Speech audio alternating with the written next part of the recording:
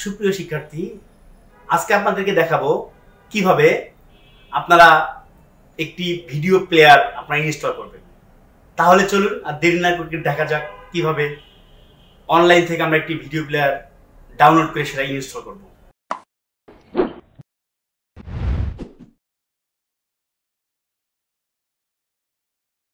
সম্মানিত শিক্ষার্থী, আজকে আপনাদেরকে দেখাবো কিভাবে একটি প্লেয়ার সেটআপ করতে হয় কম্পিউটারে অথবা ল্যাপটপে। মাই কম্পিউটারে ঢুকতে হবে, ঢোকার পরে ডাউনলোডে আছে আমাদের সেই প্লেয়ারটা।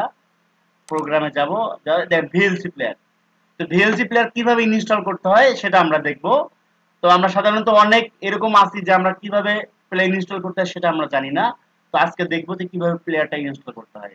ডাবল ক্লিক করব, সিলেক্ট এ ল্যাঙ্গুয়েজ, এখানে ইংলিশ লেখা আছে, আমরা জাস্ট শুধু ওকে দেব। তারপর হচ্ছে নেক্সট দেব, তারপর আবারও নেক্সট দেব। কোনো কিছু পরিবর্তন করার দরকার নেই, শুধু নেক্সট নেক্সট দিব আমরা। আবার নেক্সট, ইনস্টল।